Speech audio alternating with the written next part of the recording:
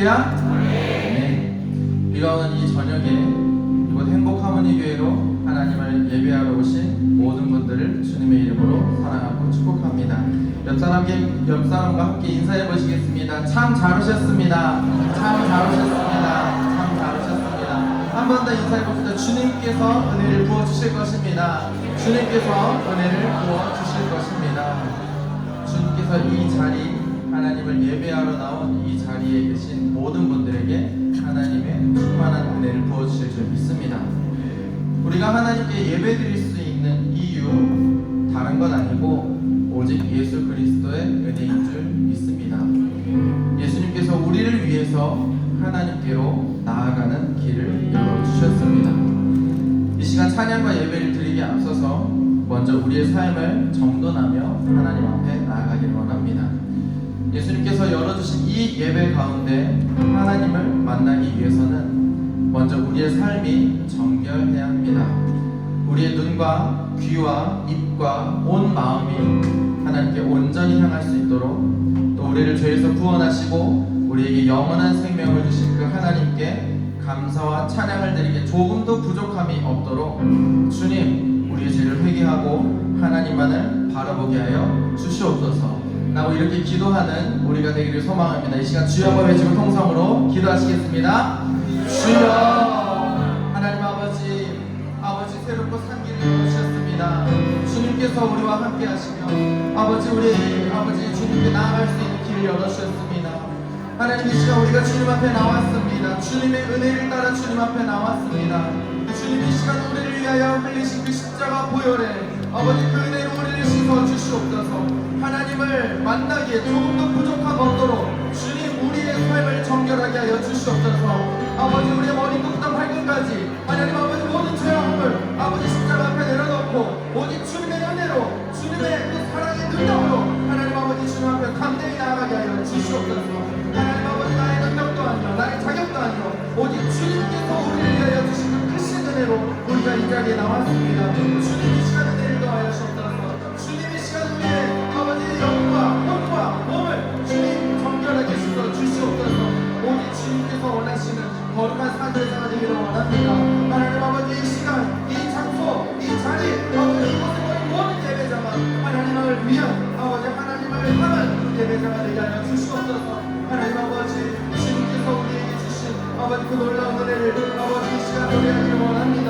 하나님 아버지, 이 시간 우리의 마음과 우리의 온 몸이 주님께 예배드리기에 부족함 없도록 주님께 합당하게 예배드릴 수 있는 우리의 온 머리를 들고 주님과 주시옵소서. 하나님 아버지, 십자가만을 바라봅니다. 주님만을 높입니다. 주님만을 나타내기를 원합니다. 주님, 이 시간 예배를 받으시옵시고 주여 성령을 함께하여 주시옵소서. 성령으로 충만하게 채워주시옵소서.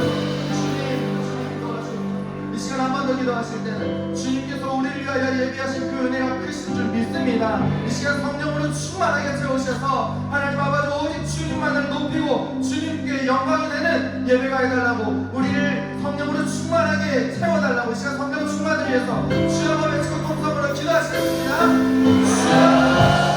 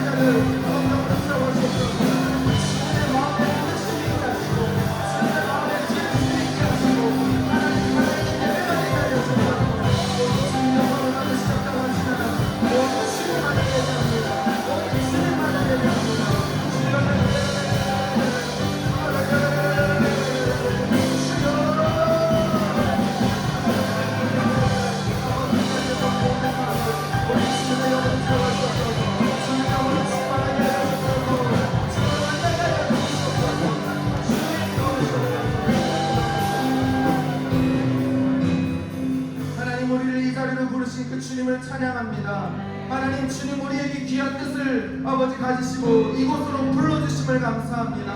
주님의 그 십자가 은혜를 다시 한번 기억하며 감사함으로 나아가게 하시니 감사합니다. 성령으로 충만하게 하셔서 지혜와 능력과 주님의 은혜와 사랑으로 채워주시기를 아버지 주시겠다고 약속하시니 감사합니다. 하나님 아버지 이 시간 주님을 향한 찬양과 예배가 충만하기를 원하오니 하나님 아버지 각 사람에게 성령을 물붓듯 부어주셔서 오직 주님만이 높임 받으시는 귀하고 기쁜 예배가 되게 하여 주시옵소서. 주님 감사합니다. 주님 영광을 받아 주시옵소서. 감사드리며 예수님의 이름으로 기도드립니다. 네. 우리의 마음을 하나로 모아서 이 시간 우리 하나님을 바라보며 사도신경으로 신앙 고백 드리시겠습니다. 전능하사 천지를 만드신 하나님 아버지를 내가 믿사오며 그 외아들 우리 주 예수 그리스도를 믿사오니 이는 성령으로 잉태하사 동정녀 마리아에게 하시고 본디오 빌라도에게 고난을 받으사 십자가에 못 박혀 죽으시고 장사한 지 사흘 만에 죽은 자 가운데서 다시 살아나시며 하늘에 오르사 전능하신 하나님 우편에 앉아 계시다가 저희로서 산자와 죽은 자를 심판하러 오시리라. 성령을 믿사오며 거룩한 공예와 성도가 서로 교통하는 것과 죄를 사하여 주시는 것과 몸이 다시 사는 것과 영원히 사는 것을 믿사옵나이다. 우리 예배를 받으신 주님께 감사와 영광의 박수를 드리겠습니다. 할렐루야.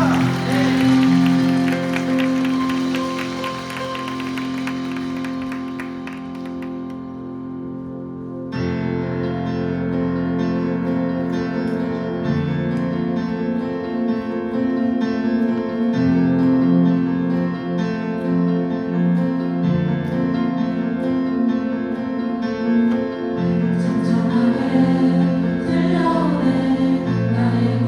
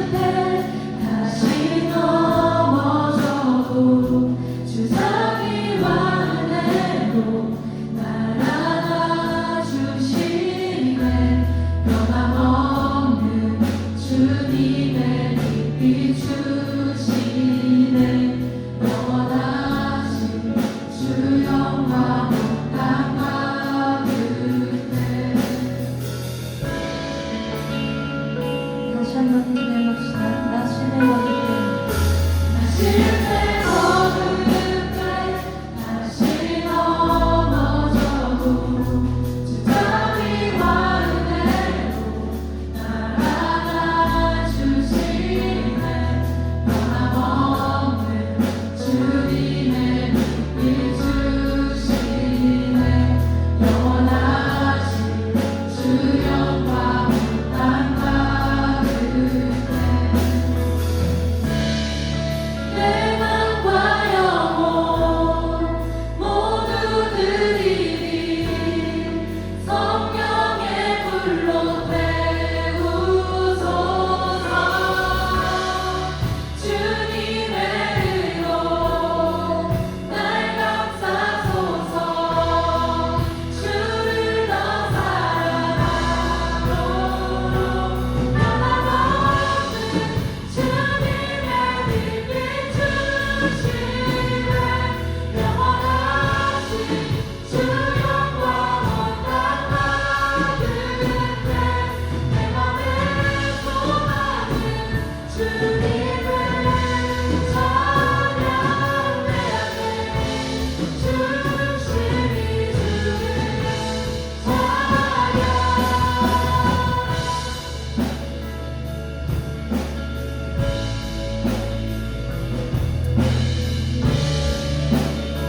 이절로 준비합시다. 내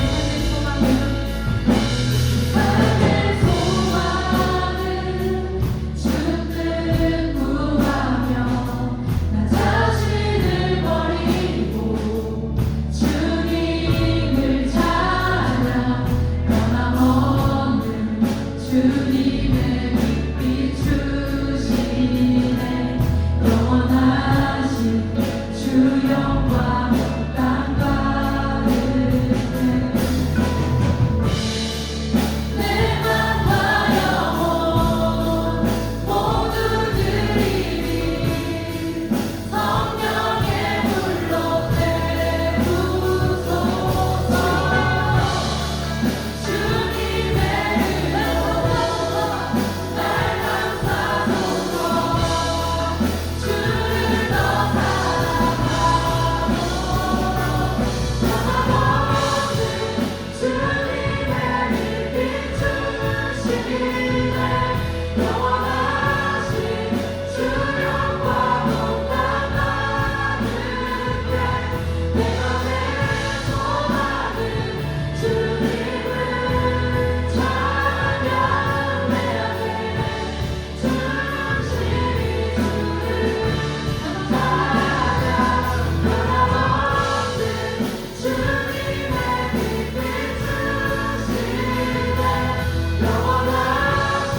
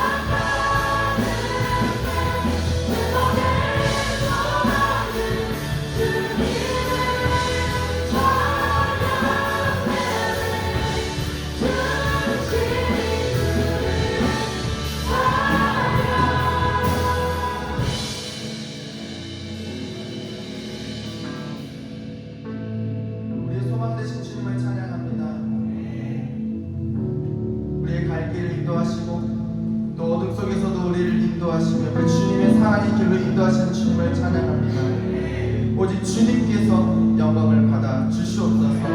이 시간 오직 주님께서 찬양과 예배를 받아 주시옵시고 한량없는 은혜로 아버지 함께하여 주시옵소서. 지금 말씀을 듣기를 원합니다. 주님 이 시간 우리에게 말씀하여 주시고 오직 성령으로 인도하여 주시옵소서. 감사드리며 예수님의 이름으로 기도드립니다. 네, 다 같이 자리에 앉으시겠습니다.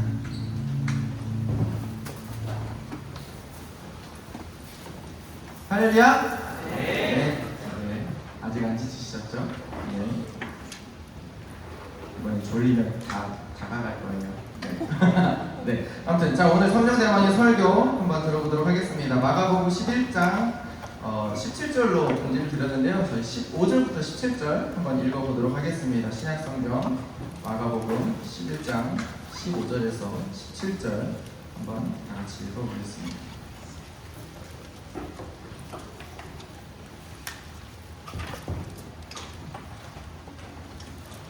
마가복음 11장 15절에서 17절입니다.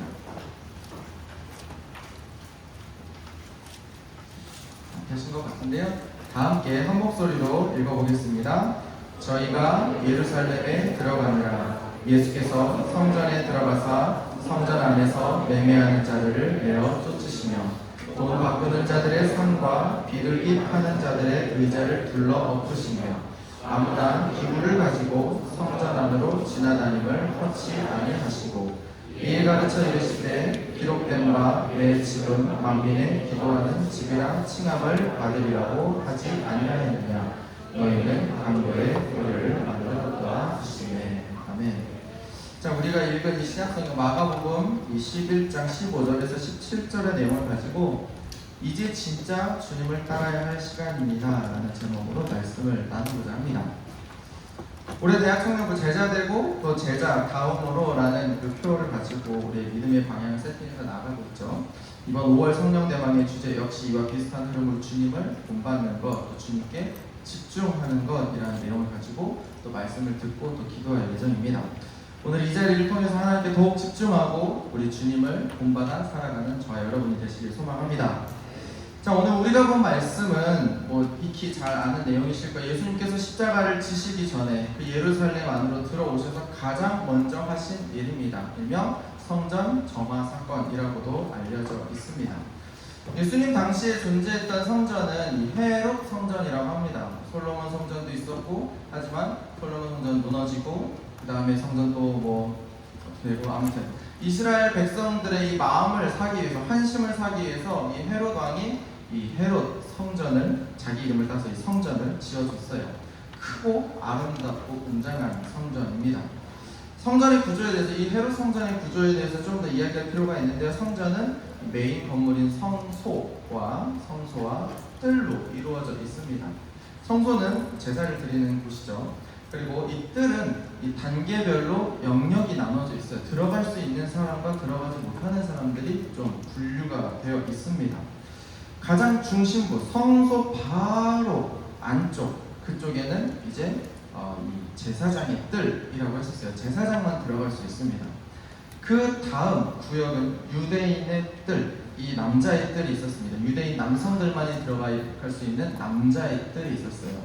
그 다음 가장 바깥에는 여성과 아이들 그리고 외국인들이 들어올 수 있는 여자와 외국인의 뜰이 있었습니다.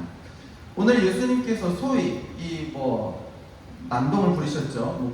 밥상까지는 아니지만 매매하는 사람들 상인들의 이 상을 둘러 엎으신 그 장소는 성소가 아니라 이 뜰이었습니다. 외국인과 이 여자의 뜰이었습니다. 가장 바깥쪽이었어요.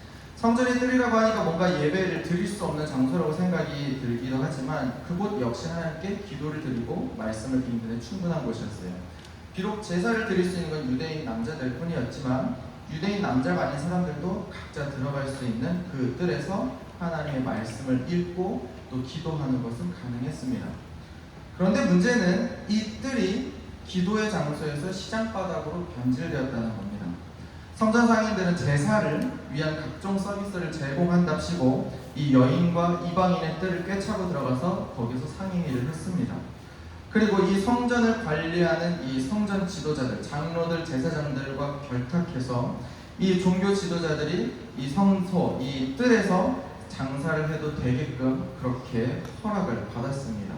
그들도 아무렇지 않게 여겼어요. 왜냐하면 제사 드리는데 필요한 서비스니까 잘 들어왔네 라고 얘기를 하고 있는 겁니다. 자, 그런데요, 이거는 그냥 단순히 결탁해서 만들어진 어떤 불법은 아니고요, 신명기 14장에 근거한 내용이기도 합니다. 신명기 14장을 보면 성전에서 재물을 사고 파는 것을 허용하는 그런 구절이 있어요. 신명기 14장 24절에서 26절을 제가 한번 읽어볼게요. 그러나 내 하나님 여호와께서 그 이름을 두시려고 택하신 곳이 내게서 너무 멀고 행로가 어려워서 그 풍부히 주신 것을 가지고 갈 수 없거든. 그것을 돈으로 바꾸어 그 돈을 싸서 가지고 내 하나님 여호와의 택하신 곳 성전을 말이여 성전으로 가서 무릇 내 마음에 좋아하는 것을 그 돈으로 사되 우양이나 포도주나 독주 등 무릇 내 마음에 원하는 것을 구하고 거기 내 하나님 여호와 앞에서 너와 내 권속이 함께 먹고 즐거워할 것이며. 자, 이 신명기 14장의 내용은 11조에 대한 제사 내용입니다. 11조를 하나님 앞에 드리고 그것을 이제 함께 나눠 먹는 그런 내용이에요. 자신의 소산물을 집에서 가져오기가 너무 멀어요. 성소가 너무 멀어요. 그럴 때는 직접 가져오지 말고 돈 들고 와서 성전에서 사서 제사 드리고 먹어라 라는 그런 얘기예요. 아무튼 이 재물을 성전에서 사고 파는 행위 그 자체는 죄가 아니었어요. 그러면 예수님은 왜 성전에서 재물을 파는 상인들을 쫓아내신 걸까요? 우리는 이 질문의 답을 15절 하반절에서 찾을 수 있습니다. 15절 하반절을 보시면 이렇게 쓰여 있습니다. 비둘기 파는 자들의 의자를 둘러보시며, 비둘기 파는 자들. 하나님이 드릴 수 있는 재물 중에 가장 작은, 가장 싼 재물이 비둘기였습니다. 소를 드릴 만한 여유도 없고 양을 드릴 만한 여유도 없어요. 너무나도 가난해서 재물을 준비할 상황이 안 되는 사람들은 하나님께 비둘기를 드렸습니다. 집비둘기나 산비둘기, 그냥 비둘기를 잡아다가 그거라도 하나님께 드리는 거예요. 요셉과 마리아도 예수님께서 태어나셨을 때 하나님 앞에 처음 드렸던 것이 비둘기 한 쌍이라고 합니다. 원래는 어린 양 한 마리 그리고 비둘기 한 마리 이렇게 했는데요, 그만큼 돈이 없었다는 거죠. 자, 그런데 그런 사람들에게 비둘기를 돈을 받고 비싸게 파는 악덕 상인들이 있었다는 거예요. 돈이 없어서 산비둘기나 집비둘기를 잡아 제사를 드릴 정도의 사람들이 성전에서 길러진 거품이 잔뜩 들어간 그 프리미엄 비둘기를 살 여력이 있을까요? 그들은 예배를 드리고 싶어도 드리지 못하는 상황을 마주하고 씁쓸하게 집으로 그냥 돌아가게 된다는 것입니다. 이렇게 성전에서의 상행위는 재물을 미처 준비하지 못한 사람들에게 서비스를 제공한다는 명목을 내세운 채 온갖 바가지 요금을 씌우는 순날강도들의 모임이었습니다. 원칙대로라면 내가 정성껏 기른 소나 양을 성전까지 끌고 와서 제사를 드리는 거지만 상인들이랑 결탁한 이 성전, 이 제사장들, 지도자들은 어떻게 하겠어요? 어떻게든 트집을 잡겠죠. 야, 그거 흠 있어. 그거 못 드려. 라고 하겠죠. 재물이 될 짐승을 저기서 다시 사와. 라고 하는 겁니다. 그렇게 제사를 드리러 온 사람들은 울며 겨자 먹기로 이 바가지 요금이 붙은 비싼 재물을 사서 제사를 드려야 됐던 겁니다. 그뿐만이 아니죠. 그 재물을 사는 데는 성전 화폐로 환전을 해야 되기까지 했습니다. 속된 이 로마 화폐로는 절대로 재물을 살 수 없다라고 해서 성전에서만 쓰이는 거룩한 화폐, 성전 화폐로 환전할 것을 요구당했어요. 환전을 하면 뭐가 붙죠? 무슨 요가 붙죠? 수수료가 붙어요. 그것도 비싸게 떼는 거죠. 결국 성전 상인들은 하나님과 예배를 빌미로 아주 배부른 장사를 했다는 겁니다. 그들은 자신들의 명목을 내세워서 하나님을 예배하려고 성전을 찾아온 사람들의 마음을 상하게 했어요. 먼저는 하나님께 기도하기 위해 찾아온 여인들과 외국인들의 그 기도 장소를 빼앗았죠. 그래서 그들의 마음을 상하게 했습니다. 그리고 제사를 드리기에 찾아온 그 수많은 예배자들의 그 돈, 그리고 하나님을 향한 순전한 마음을 빼앗았죠.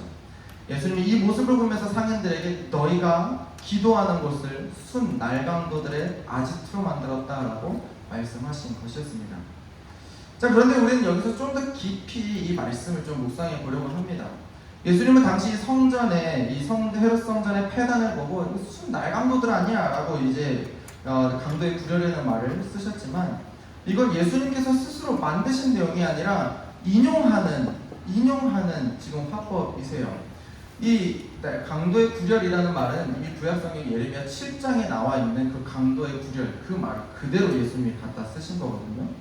그 말은 예수님께서 지금 강도의 구렬이라고 썼던 것은 그냥 강도를 말하는 게 아니라 너희가 이 말을 참고해야 된다라고 하면서 너희가 이 말을 떠올려라 라고 말씀하시는 거예요. 무슨 말을요? 예레미야 7장을 떠올리라고 말하는 겁니다.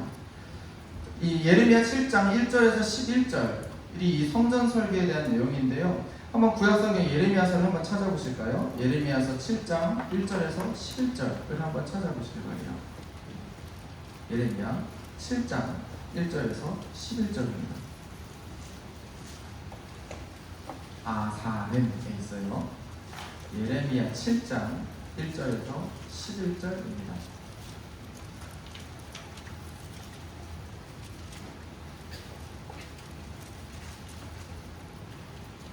예레미야 7장 1절에서 11절을 읽을 건데요. 내용별로 한번 끊어서 읽어볼게요. 먼저 1절에서 3절입니다. 한번 같이 읽어보겠습니다. 여호와께로서 예레미야에게 말씀이 임하니라. 가라사대 너는 여호와의 집 문에 서서 이 말을 선포하여 이르기를 여호와께 경배하러 이 문으로 들어가는 유다이나 다 여호와의 말씀을 들으라. 만군의 여호와 이스라엘의 하나님이 이같이 말씀하시되 너희 길과 행위를 바르게 하라. 그리하면 내가 너희로 이곳에 거하게 하리라. 네. 자, 지금 예레미야의 상황은 이렇습니다. 지금 예배를 드리러 하나님의 성전을 찾아온 사람들에게 예레미야가 하나님의 말씀을 전하고 있어요. 마치 우리 남선교회, 여선교회 분들 그리고 뭐 여러분들 대청에서 예배를 드릴 때 그 뒤에서 봉사하시는 분들이 이제 하나님의 말씀을 지킵시다, 하나님의 말씀대로 삽시다 라고 인사를 건네는 것과 마찬가지입니다. 정의롭게 삽시다, 말씀대로 삽시다. 어색하지 않죠? 여러분들 듣기 어색하지 않아요. 너무나도 당연한 말을 하고 있습니다. 그런데 그 다음 절부터 예레미야를 통한 하나님의 독설이 시작됩니다. 4절 한번 읽어볼게요. 너희는 이것이 여호와의 전이라 여호와의 전이라 여호와의 전이라 하는 거짓말을 믿지 말라. 네. 처음 건네는 인사 말씀대로 삽시다까지는 좋았어요. 그런데 그 다음에 이어지는 말이 이곳이 하나님의 성전이라는 거짓말을 믿지 마십시오라는 말입니다. 굉장히 충격적이죠. 우리 남선교회 여선교회 분들이 딱 성도들 들어오신데 여기 하나님의 성전이라는 거짓말 믿지 마십시오라고 하면 깜짝 놀랄 거예요. 충격적일 겁니다. 예레미야는 왜 이런 말을 하려고 했을까요? 하나님은 왜 예레미야에게 이런 말을 시키셨을까요? 이게 그냥 하나님의 성전이 아니다라는 말을 하려고 한 게 아니라요. 예레미야 그리고 하나님의 의도는 하나님의 성전에 들어왔다고 해서 안심하지 말라라는 겁니다. 이 예레미야가 이 예언을 할 당시 남유다 왕국은 매우 혼란스러운 상황이었어요. 북이스라엘 왕국은 진작에 멸망했어요. 그들이 하나님을 믿지 못함으로 하나님께 우상 숭배를 함으로 이미 100년 전에 아수르한테 멸망당했어요. 그리고 이제 이 남유다 왕국, 이 예루살렘 성전이 위치한 남유다 왕국만 남아 있습니다. 그리고 그 남유다 왕국조차도 바벨론 제국에 좀 있으면 멸망당할 상황입니다. 그러니 지금이라도 정신을 차리고 회개해서 북이스라엘의 길처럼 우상 숭배를 하지 않고 하나님께로 돌아오라고 그렇게 해야 되는데 하나님의 도우심을 구해야 되는데요. 이 남유다 사람들 말만 그럴싸하게 하고 삶은 전혀 바뀌지 않은 채 하나님의 성전에 들어왔으니까 나는 안전해, 나는 구원을 얻을 거야 라고 거짓된 고백을 하고 있다는 겁니다. 예레미야는 삶의 변화 하나 없는 이 말뿐인 이 남유다 사람들의 거짓 신앙을 비판하고 있는 겁니다. 그 다음 5절에서 7절 읽어보겠습니다. 너희가 만일 길과 행위를 참으로 바르게 하여 이웃들 사이에 공의를 행하며 이방인과 고아와 과부를 압제하지 말며 무지한 자의 피를 이곳에서 흘리지 아니하며 다른 신들을 쫓아 스스로 해하지 아니하면 내가 너희를 이곳에 거하게 하리니 곧 너희 조상에게 영원 무궁히 준 이 땅이니라. 네. 하나님께서 이스라엘 백성들에게 율법을 주셨고 이 율법을 따라 살 때 하나님은 약속의 땅에서 영원히 살게 하셨다고 약속하셨어요. 예레미야는 하나님께서 이스라엘 백성들에게 주신 그 율법 중에 대표적인 것들을 골라서 나열하고 있는데요. 잘 들어보면 우리가 잘 아는 이 10계명의 내용과 많이 겹쳐 있습니다. 이방인과 고아와 과부를 압제하지 말라는 말은 도적질하지 말라, 그리고 탐내지 말라 이런 계명과 비슷하고요. 무죄한 자의 피를 흘리지 말라, 살인하지 말라랑 비슷하죠. 그리고 다른 신들을 쫓지 말라, 그야말로 우상 숭배하지 말라라는 그 제1계명과 같습니다. 즉 하나님 사랑과 이웃 사랑을 행할 때 하나님께서 주시는 복을 누릴 수 있다고 예레미야는 10계명을 예시로 지금 남유다 왕국에 말씀을 전하고 있는 겁니다. 근데 이스라엘 사람들은 이러한 계명을 잘 지키고 있다고 말하고 있나요? 예레미야가 아니라고 얘기합니다. 오히려 거짓말을 하고 있다고 말합니다. 8절에서 10절 읽어보겠습니다. 너희가 무익한 거짓말을 의뢰하는도다. 너희가 도적질하며 살인하며 간음하며 거짓 맹세하며 바알에게 분향하며 너희 알지 못하는 다른 신들을 좇으면서 내 이름으로 일컬음을 받는 이 집에 들어와서 내 앞에 서서 말하기를 우리가 구원을 얻었나이다 하느냐. 이는 이 모든 가증한 일을 행하려 함이로다. 네. 하나님께서 이스라엘 백성들에게 주신 그 계명을 이스라엘 백성은 정반대로 하고 있는 거예요. 하지 말라는 거 다 하고 있어요. 이스라엘 백성 도적질, 살인, 간음, 거짓 맹세, 우상 숭배 죄를 짓고 있다고 예레미야 말하고 있어요. 순서는 조금 틀리지만 십계명의 거의 대부분을 다 어기고 있다고 얘기하고 있습니다. 그렇게 하나님의 말씀은 죽어라 안 되는 이 이스라엘 백성들이 그래도 자기들 하나님의 백성이라고 말하면서 하나님의 성전에 들어와서 우리가 하나님 덕에 구원을 얻었습니다 라고 아주 뻔뻔하게 말하고 있다고 예레미야는 말하고 있는 겁니다. 그리고 이들이 이 온갖 죄를 저지르고도 하나님을 버리지 않는 이유, 성전을 찾아와 예배하는 이유는 이 모든 죄악들을 계속해서 짓기 위함이라고 지금 예레미야는 이스라엘 백성들의 뻔뻔함을 고발하고 있습니다. 그리고 마지막 11절, 이 모든 일을 지켜보시는 하나님의 분노가 담긴 말씀이 나옵니다. 11절 같이 읽겠습니다. 내 이름으로 일컬음을 받는 이 집이 너희 눈에는 도적의 구렬로 보이느냐? 보라, 나 곧 내가 그것을 보았노라. 여호와의 말이니라. 이스라엘의 가증한 모든 죄악들, 그리고 어떤 회개도 없이 하나님 앞에 뻔뻔하게 나와서 구원을 이야기하는 그 모습들, 하나님께서 두 눈에 쌍심지를 켜고 똑똑히 보았다고 결코 그냥 넘어가지 않을 거라고 하나님 지금 말씀하고 계신 겁니다. 그리고 이 하나님의 분노가 담긴 이 엄포의 말씀을 지금 예수님은 이 예언이 있은 지 600년이 지난 시점에서 아직도 여전히 뻔뻔하게 살아가고 있는 이 사람들에게 말해주고 있는 것입니다. 그러니 오늘 예수님께서 성전에서 말씀하신 강도의 구렬이라는 말은 단순히 너희가 폭리를 취하고 있다, 사람들의 돈을 빼앗고 있다라는 그 표면적인 의미를 넘어서 너희들 아직도 정신을 못 차렸구나 라는, 600년이나 기다렸는데도 여전히 변화가 없는 사람들의 뻔뻔한 모습을 질책하시는 예수님의 분노와 안타까움이 담겨있는 말인 것입니다. 제사를 위한 각종 서비스라는 번지르한 명목 뒤에 이웃의 돈을 각종 폭리로 도적질하고 재물이 될 짐승을 정성스럽게 길러서 가져온 사람들에게 짐승이 흠이 많아서 도저히 제물로 못 쓴다면서 거짓말을 퍼부어대고 간절한 마음으로 하나님을 찾아왔지만 비둘기 살 돈조차 없다는 이유로 가난한 예배자들의 영혼을 파괴시키는 600년 전이나 다를 바 없는 행위가 예수님 시대에도 버젓이 일어나고 있었다는 사실을 우리는 마가복음 오늘 본문과 예레미야 7장을 통해서 알 수 있습니다. 그렇다면 오늘 우리는 이 질책과 엄포에서 과연 자유로운지를 돌아봐야 합니다. 예수님의 성전 정화 사건으로부터 오늘날에 이르기까지는 무려 2000년이라는 시간이 지났어요. 그리고 예레미야의 성전 설교로부터 지금까지는 무려 2600년이 지났습니다. 하나님의 십계명이 이스라엘 백성에게 주어진 때로부터 지금까지는 무려 4000년이라는 시간이 지났습니다.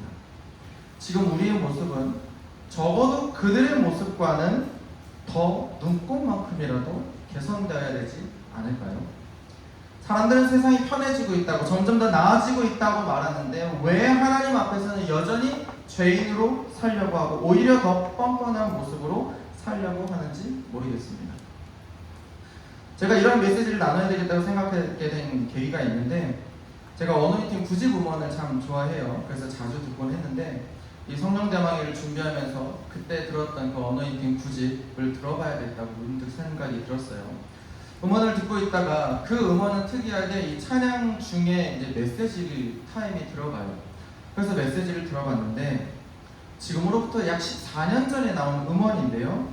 14년이라는 시간이 지났음에도 불구하고 그 메시지가 지적하는 내용은 지금과 다를 바가 전혀 없었습니다. 그 메시지를 제가 한번 읽어 드릴게요. 제가 찬양 사역하는 학생들하고 같이 지내고 있는데 참 귀한 지체들, 그러나 또 한편으로는 너무너무 놀란 것은 찬양사역 준비하고 사역자 되겠다고 하는 학생들한테 혼전 관계는 말할 것도 없고 낙태, 혼전 동거 이런 죄, 자기도 막 괴로워하면서 때로는 결심하고 회개하고 막 뉘우치고, 그런데 그거 가지고 안 돼요. 또 넘어지고 또 넘어지고. 여러분, 때로는 회개하고 결심해야 하지만 그것만 가지고는 되지 않습니다. 답은요, 주님의 사랑. 이 세상에 죄가 주는 즐거움과는 비교도 안 되는 주님의 사랑. 그 사랑을 피상적인 언어가 아니고 정말 영적인 실제로 경험하는 것. 마치 사도 바울이 그 주님의 사랑에 눈이 멀어서 세상을 향해서 눈이 멀고 주님만 보여서 이전에 귀하던 것 다 비우고 다 배설물처럼 여기고 다 버릴 수 있고, 나한테 주님밖에 없어, 나한테 주님의 사랑만이 의미 있어요 라고 고백했듯이, 죄와 어둠을 이길 수 있는 가장 큰 무기, 가장 큰 비결은 바로 우리 주님 한 분 더 깊이 사랑하는 것인 줄 믿습니다. 이러고 예수님만을 더욱 사랑이라는 찬양을 불러왔어요. 이러한 고백이 이미 14년 전에 나왔습니다. 어노인팅뿐만 아니라 다른 곳에서도 분명히 비슷한 내용으로 설교가 됐을 테고, 회개의 물결이 한번 일었다면 그때로부터 14년이 지난 지금은 조금이라도 더 나은 우리의 모습이 되어야 되지 않을까요?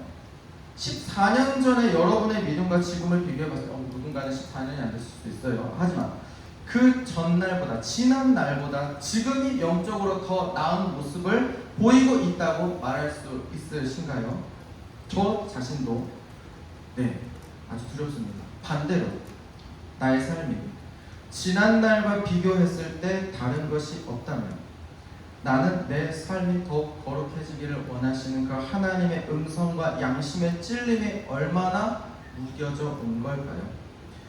예수님께서 만약 예배드리시는 이 현장에 또는 우리 각자의 삶 속에 불쑥 나타나셨다고 했을 때 우리의 모습을 보시면서 칭찬하실까요? 아니면 여전히 변화가 없는 우리의 삶을 갈아엎으시면서 아직도 그대로니?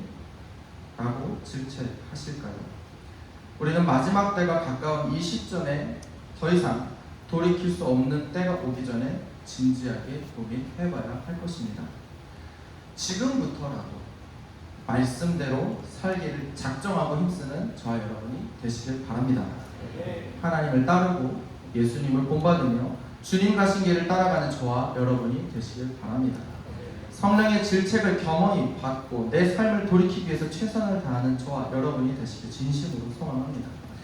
예수님은 지금도 우리가 말씀대로 다시, 말씀 가운데로 다시 돌아오기를 기다리고 계세요. 하지만 그 예수님이 우리 앞에 나타나시는 순간에도 여전히 준비가 되어 있지 않다면 우리는 결코 예수님을 기쁜 모습으로 마주할 수 없을 겁니다.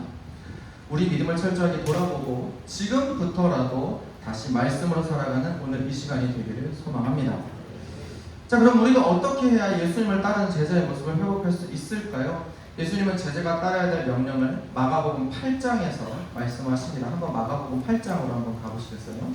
마가복음 8장 34절에서 38절을 한번 찾아봐 주시기 바랍니다. 마가복음 8장 34절에서 38절입니다.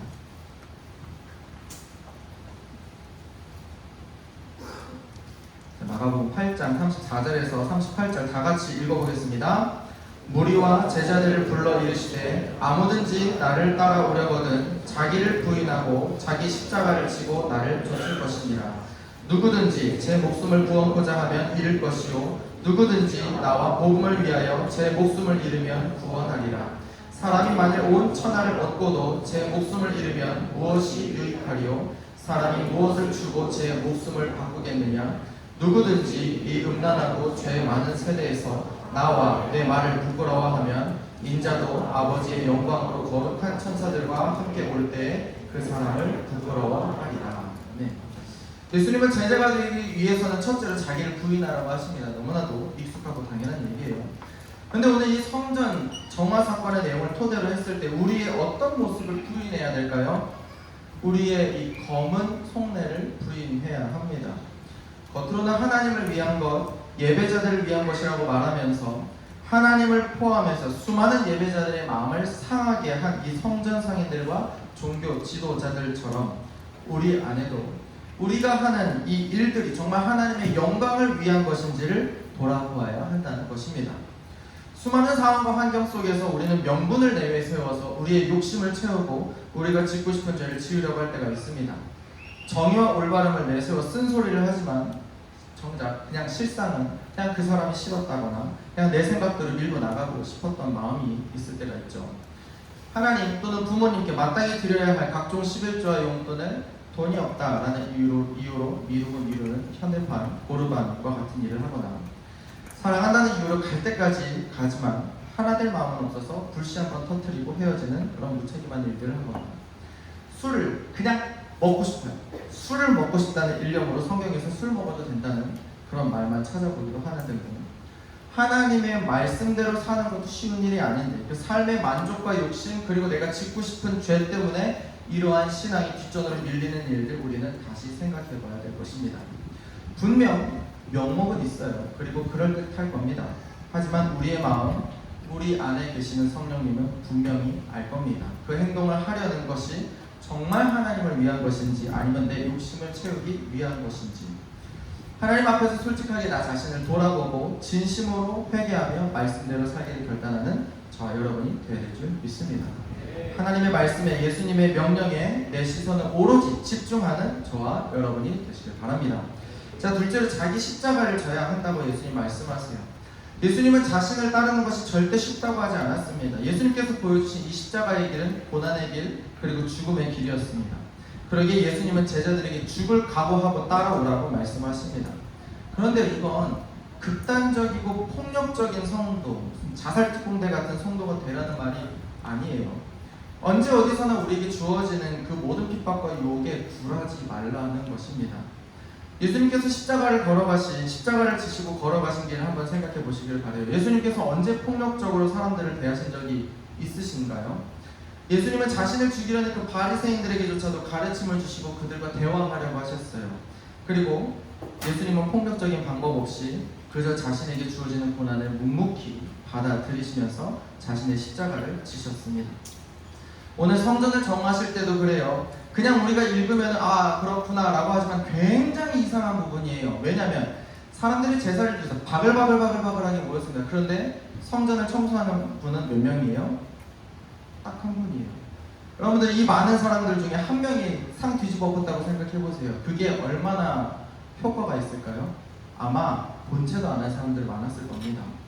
예수님은 묵묵하게 때로는 초라하게 보일 정도로 혼자서 지금 성전을 청소하고 계셨어요. 누군가는 이것마저도 폭력적이라고 말할 수 있겠지만 예수님은 지금 최대한 부드럽게 하고 계시는 중이에요. 요한복음 2장 15절에 보면은 이제 병행하는 그 비슷한 의미의 본문이 있는데요. 예수님께서 짐승을 내어 쫓으실 때 노끈으로 채찍을 만드셨다고 했습니다.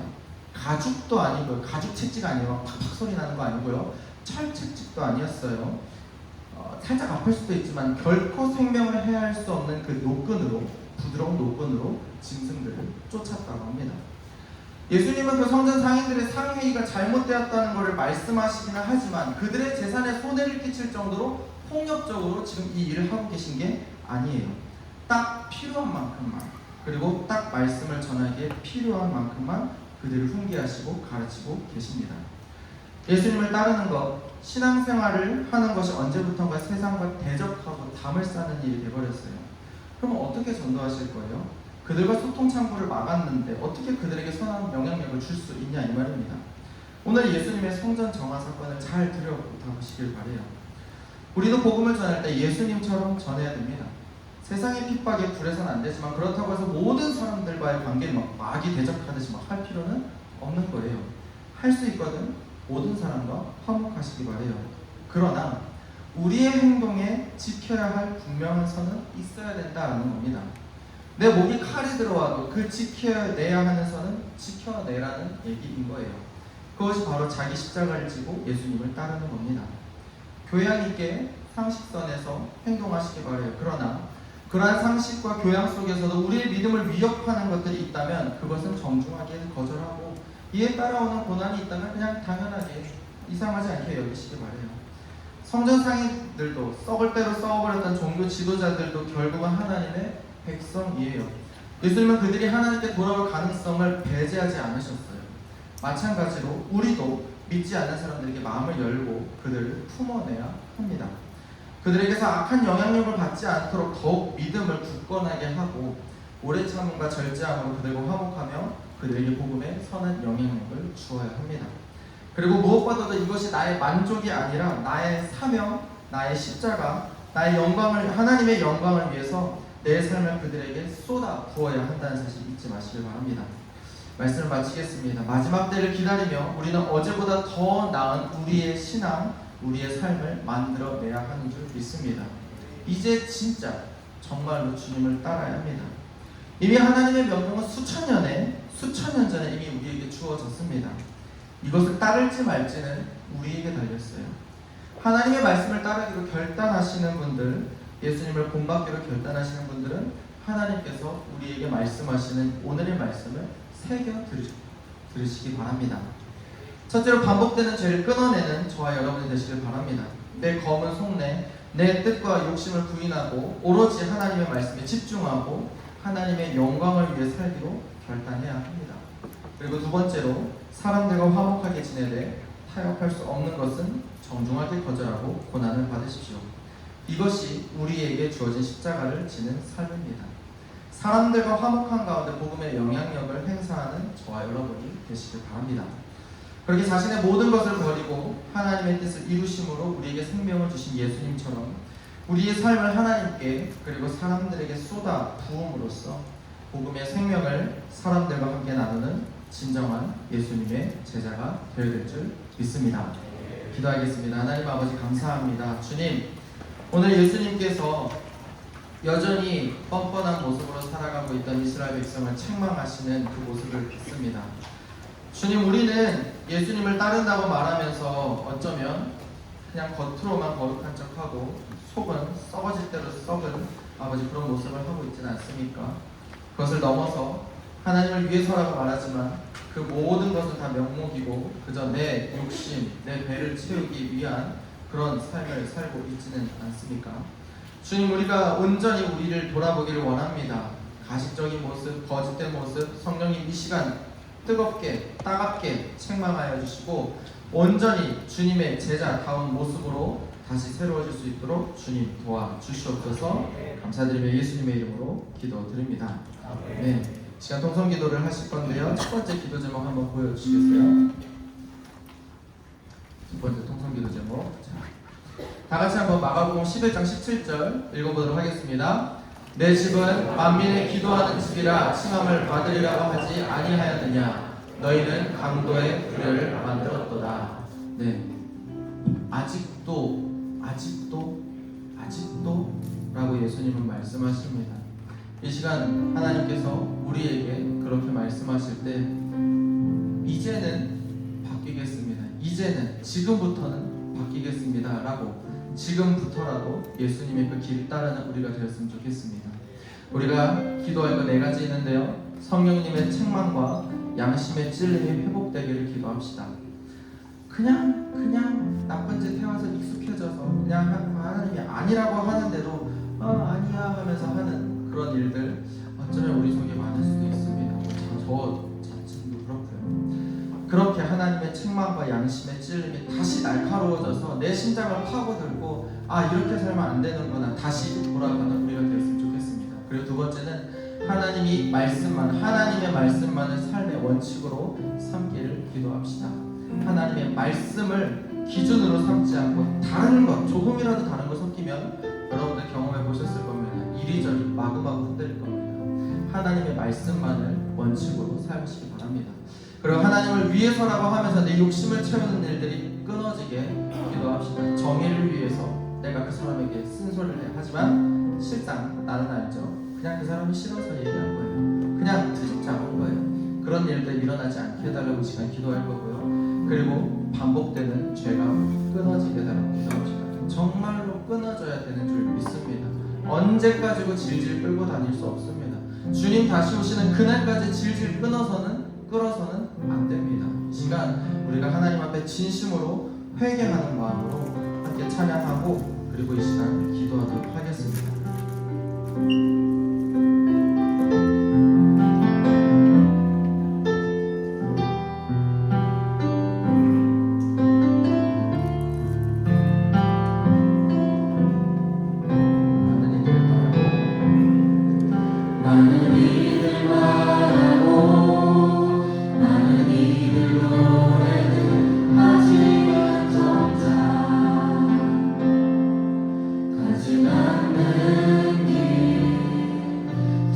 두려운 생각보다 많이 힘들고 험한 길보단 그저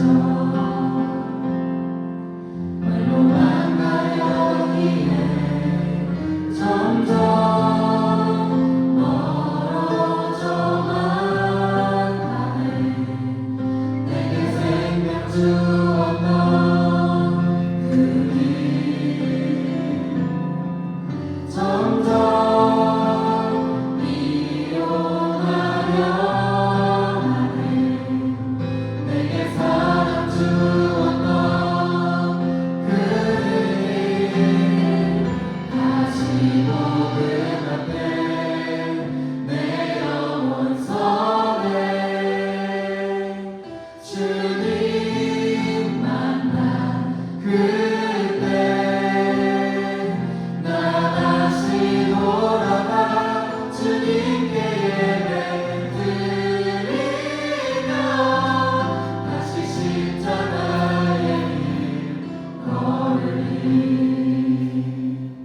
우리 처음부터 다시 한번 고백합시다. 많은 일을 말하고 많은 일을 말하고 많은 일을 노래는 하지만 정작 가지 않는 길 두려운 생각보다 많이 힘들고 험한 길보단 그저 말로만 가려기에 점점 멀어져만 가네. 내게 생명 주었던 그 길 점점 이용하려 하네. 내게 사랑 주었던 그 길 다시 보는 앞에 내 영혼 선해. 주님 만나 그때 나 다시 돌아가 주님께 예배드리며 다시 십자가의 길 걸으리. 우리 목소리로 고백합시다. 점점 멀어져가네. 점점 멀어져만 가네. 내게 생명 주었던 그 길 점점 이용하려 하네. 내게 사랑 주었던 그 길 다시 보는 앞에 내 영혼 선해. 주님 만나 그때 나 다시 돌아가 주님께 예배드리며 다시 십자가의 길 다시 복음 앞에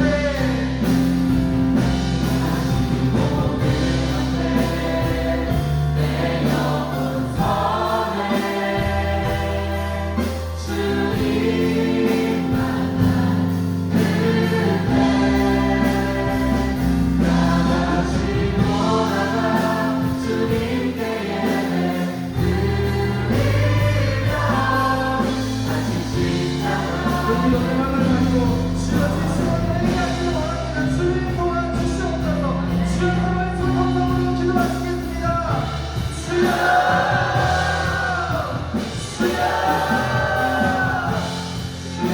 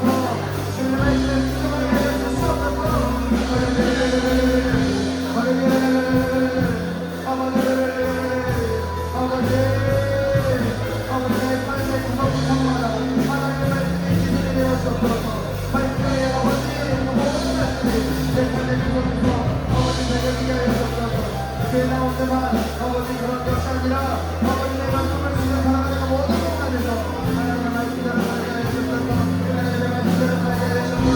하나님의 말씀대로 주님 살게 하셨소서.